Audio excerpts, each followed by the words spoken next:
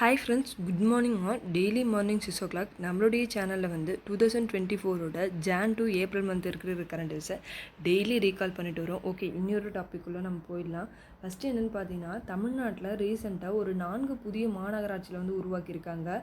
அது வந்து திருவண்ணாமலை, நாமக்கல், புதுக்கோட்டை, காரைக்குடின்னு சொல்லிட்டு 4 புதிய மாநகராட்சிகளை வந்து ரீசெண்டாக வந்து உருவாக்கியிருக்காங்க. அடுத்ததாக மக்களவை தேர்தல் கூட சேர்த்து சட்டப்பேரவை தேர்தலும் ஒரு 4 மாநிலங்களில் வந்து நடக்க போகுது. அது என்னென்ன மாநிலங்கள் பார்த்தீங்கன்னா, ஆந்திராவில் வந்து மொத்தம் 175 சட்டப்பேரவை தொகுதிகளுக்கு தேர்தல் நடக்க போகுது. அடுத்ததாக ஒடிசாவில் வந்து 147 தொகுதிகளுக்கு வந்து என்ன பண்ண போகிறாங்கன்னா சட்டப்பேரவை தேர்தல் வந்து நடக்க போகுது. அடுத்ததாக அருணாச்சல பிரதேசத்தில் மொத்தமாக வந்து 60 சட்டப்பேரவை தொகுதிகளுக்கு வந்து சேர்த்து தேர்தல் வந்து நடக்க போகுது. அடுத்ததாக சிக்கிமில் வந்து 32 சட்டப்பேரவை தேர்தலுக்கும் சேர்த்து மக்களவை தேர்தலோடு சேர்த்து தேர்தல் வந்து நடக்க போதாமா. ஓகே, அடுத்ததாக பூட்டானுடைய பிரதமர் வந்து யாருன்னு கேட்டிங்கன்னா ஷெரின் டோப்கே அவர்கள். அவர் தான் புதிதாக வந்து பூட்டானுக்கு பிரதமராக வந்து பதவியேற்றிருக்காரு. ஓகே, அடுத்ததாக நிலவில் ஆய்வு செய்வதற்காக சீனா வந்து 2 செயற்கைக்கோளை சென்ட் பண்ணியிருப்பாங்க. இது ஃபெயிலியர் ஆகிருக்கும் இந்த ஆப்ரேஷனு. அது வந்து என்னன்னு பார்த்தீங்கன்னா DRO-A1, DRO-B அப்படின்னு சொல்லிட்டு 2 செயற்கைக்கோளை நிலாவில் வந்து ஆய்வு செய்வதற்காக சீனா அனுப்புன 2 செயற்கைக்கோள். இது வந்து ஃபெயிலியர் ஆகிடுச்சு. ஓகே, அடுத்ததாக இந்த செயற்கைக்கோள் வந்து எந்த ராக்கெட்டில் வந்து வச்சு சென்ட் பண்ணியிருப்பாங்கன்னு பார்த்தீங்கன்னா யுஎன்செங் 1S அப்படின்ற ராக்கெட்டில் வச்சு தான் வந்து இந்த 2 செயற்கைக்கோளையும் அனுப்பிச்சிருப்பாங்க. அடுத்ததாக ரீசெண்டாக பஞ்சு மிட்டாய் மாதிரியே கோபி மஞ்சூரியனை கர்நாடகாவில் வந்து பேன் பண்ணியிருக்காங்க. எதுக்காகன்னு பார்த்தீங்கன்னா இதுலேயுமே வந்து ரோடமைன் பி அப்படின்ற நச்சுப்பொருள் வந்து கலந்துருக்காமா. அடுத்ததாக புதிய தேர்தல் ஆணையர்களாக 2 பேர் வந்து நியமிச்சிருக்காங்க. அவங்க யாருன்னு பார்த்தீங்கன்னா சுக்பீர் சிங் சந்து, இன்னொருத்தர் வந்து ஞானேஷ் குமார் அவர்கள். அக்னி 5ஓட பெண் டைரக்டர் வந்து யாருன்னு கேட்டிங்கன்னா ஷீனா ராணி அவர்கள். அடுத்ததாக 2022 மனித வளர்ச்சி குறியீட்டில் இந்தியா வந்து 134வது இடத்துல இருக்குது. இதில் மொத்தமாக 193 நாடுகள் வந்து இருந்திருக்கு. அதில் வந்து நம்ம 134வது இடத்துல இருக்கோம். புள்ளிகள் வந்து எவ்வளோன்னு பார்த்தீங்கன்னா 0.644 புள்ளிகளை பெற்று இந்தியா 134வது இடத்துல வந்து இருக்குது.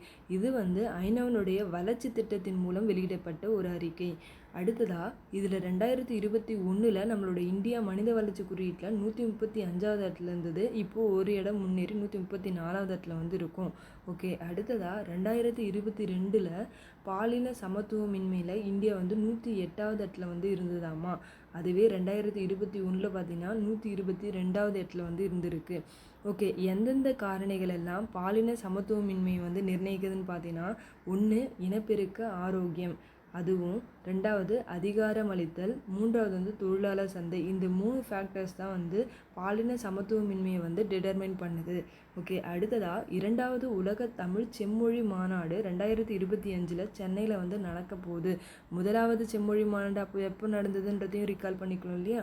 1வது செம்மொழி மாநாடு வந்து 2010 கோயம்புத்தூரில் வந்து நடந்திருக்கும். ஜூன் 23 27 வரைக்கும் நடந்திருக்கும்.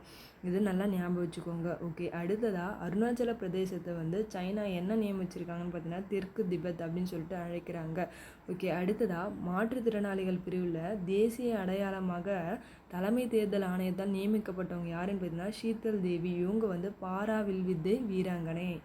அடுத்ததாக ரஷ்ய அதிபராக வந்து புதிதாக பதவியேற்றவர் யாருன்னு பார்த்தீங்கன்னா வந்து புதின். இவர் வந்து 5வது முறையாக வந்து அதிபராக பதவியேற்காரு.